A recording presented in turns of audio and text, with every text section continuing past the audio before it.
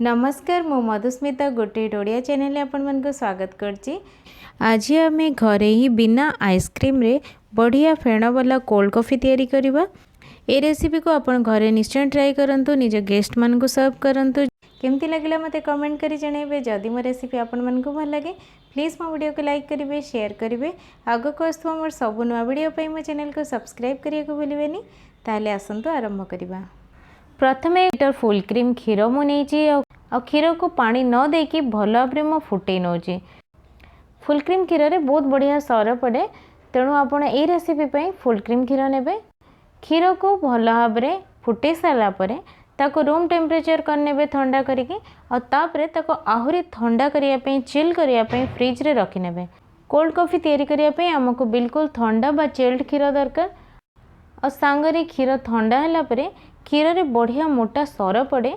आउ ये रेसिपी आमको बेसी सर दरकार हे, तेणु आपण क्षीर को फ्रिज रे रखिकी बिल्कुल ठंडा करने। ये मुझे गोटे छोट ग्लास नहीं से पूरा चिल्ड बा ठंडा क्षीर नहीं मु गोटे ग्लास।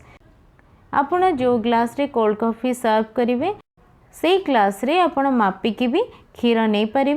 फुल ग्लास रू कम क्षीर आपण नेबे, माने 3/4 ग्लास क्षीर ने गोटे ग्लास कोल्ड कॉफी तैयारी हो।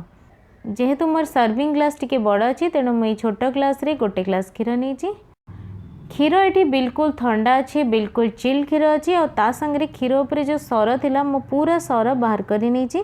जिते सर आपण ए रेसिपी रे देबे सेते बढ़िया आपणकर कोल्ड कॉफी फेण वाला तैयारी होबो, आ सेते टेस्टी लगिबो आपनको कोल्ड कॉफी।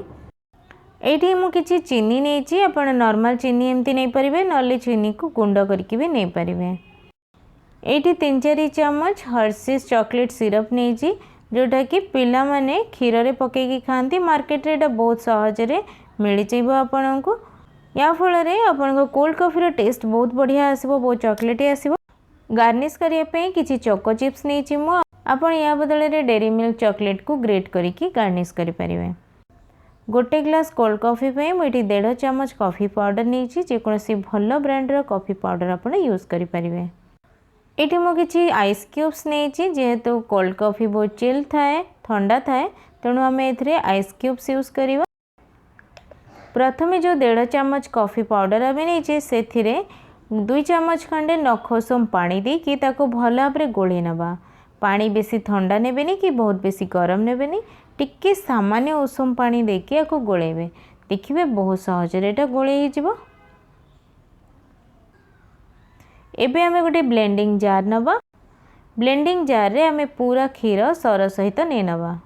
जदि आपनक क्षीर रे मोटा सर पड़ुनी ताहले आपण 2-4 दिन सर को फ्रिज रे स्टोर करनेबे, और ताको आपण कोल्ड कॉफी बनेला बेल को यूज करि परिबे। मुझे 3-4 चम्मच मोटा बहलिया सर नहीं क्षीर संगे। एथिरे आमे कॉफी पाउडर को जो पानी रे गोलिकी रखिले एथिरे मिसै नबा। मु एथिरे मो टेस्ट हिसाब रे 2.5 चम्मच चीनी पकाउछि, आपण निज टेस्ट हिसाब रे चीनी कम बेसी करि परिबे। एबे आमे दबा एथिरे चॉकलेट सिरप। मु एठी हर्शीज चॉकलेट सिरप 2 चम्मच पकाउछि। एथिरे एबे 5-6 आइस क्यूब पके नबा। याको भल भाव में बढ़िया फेण हवा पर्यंत 1-2 मिनिट पर्यंत भल भाव में ब्लेंड करनबा।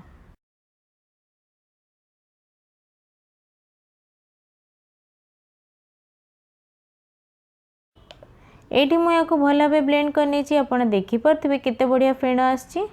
याको साइड रे रखि नबा। एबे आमे गोटे सर्विंग ग्लास आनिबा, जोथिरे आमे कोल्ड कॉफी सर्व करिवा। प्रथमे आमे ग्लास को डेकोरेट करिवा। तापई हर्शीज चॉकलेट सिरप जो हमर आउरी बंची जाइथिला एमती चामच दे ग्लास रो चारिपटे एमती डेकोरेट कर दवा। याकू कोनोसी स्पेशल डिजाइन रे करिवार नहीं, एमती नॉर्मल आपने जेमती भी याकू टिके पके परिवे। और ग्लास रो तळे मझी भाग रे भी टिके चॉकलेट सिरप देबे। तापरे ब्लेंड करके रखिथिबा कोल्ड कॉफी को ए ग्लास रे ढाली नबा। ब्लेंडिंग जार रे एबे फेण गुड़िक जमा होकर रही जाइए तल भागे, ताकू आमे गोटे चामच साहाय्य ए ग्लास रो ऊपर भागे जमा करनबा। देखंतु केते बढ़िया फेण एथिरे बाहरची। कोल्ड कॉफी बनाइबा आइसक्रीम भी यूज करा जाए। आपण वैनिला आइसक्रीम भी पकई परिबे एथिरे 1-2 स्कूप, किंतु बिना आइसक्रीम रे भी आमे बहुत ही टेस्टी बहुत बढ़िया फेण वाला कोल्ड कॉफी तैयारी करि परिबा। तापे मु आपनको ऑलरेडी टिप्स कही देछि। आपण क्षीर सर जेते यूज करेंगे आपंकर कोल्ड कॉफी सेते टेस्टी और सेते फेण वाला तैयारी होबो। एठी देखंतु सब फेण मुई ग्लास रे ट्रांसफर करनी छि ऊपर भाग रे।